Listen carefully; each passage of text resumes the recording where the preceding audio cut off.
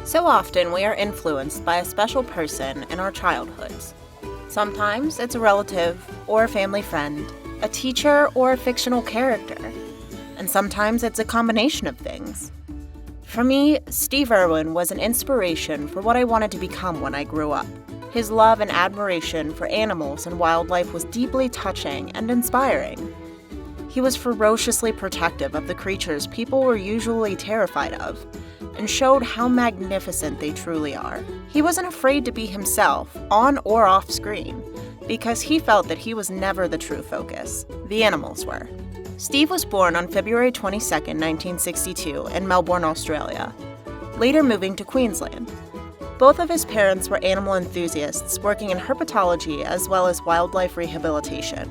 His parents opened a small Queensland reptile and fauna park. This is where Steve grew up, learning from the time he was able to how to handle crocodiles, snakes, and other reptiles and amphibians. This small park would grow to become the Australian zoo we are all familiar with.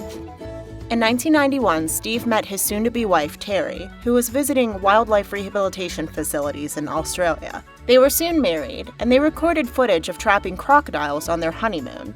This would become the first episode of The Crocodile Hunter. It would begin a lifelong, fruitful career for the Irwin family in television. In addition to the zoo, Steve was involved in a plethora of animal-based movies, voicing characters such as Trev the elephant seal in Happy Feet.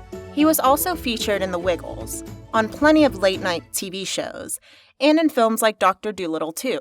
He also had his own movie, The Crocodile Hunter Collision Course. All of these movies, TV shows, and interviews show Steve protecting his passion for animals and spreading information about animals in a fun and informative way. Steve significantly impacted wildlife conservation, contributing to Queensland as well as international wildlife reservations. There is a long list of awards and commemorations for Steve and his work. There are also a handful of foundations in his memory to protect wildlife as well as educate the public about these animals. His legacy is continued through his wife Terry and their two children, Bindi and Robert. He would be so proud of his family for all of the amazing things they continue to do for themselves, their family, and for his memory and honor. In 2006, Steve suffered a fatal injury from a stingray. While filming a documentary, a stingray they were filming had a defensive response and rapidly stabbed its tail to escape. The barb had punctured his aortic valve, causing him to bleed out. The news of this man's death shook the world. John Howard, the Prime Minister at the time, was devastated, saying that Australia has lost a wonderful and colorful son. Flags were lowered to half-mast to honor Steve. Special tributes flooded television and radio networks. Thousands of fans visited the Australian Zoo to pay their respects, bring candles, flowers, and support. Steve was buried in a private ceremony for the Irwin family. They had denied a state funeral because it was known Steve always wanted to be remembered as an ordinary bloke. A few weeks after the intimate family service, a public memorial service was held, with over 5,000 people in attendance and well over 300 million viewers worldwide. It is difficult to see Steve as an ordinary bloke when to so many, myself included, he was extraordinary, feeding my own love for animals and inspiring me to share that love with others. To see the monumentous print he left on the world is breathtaking. And he was so much more than a TV show host. He was a vivacious person full of love and light, a man who inspired a generation of animal lovers. My heart feels so full watching his children grow into the same loving and bright people that he was.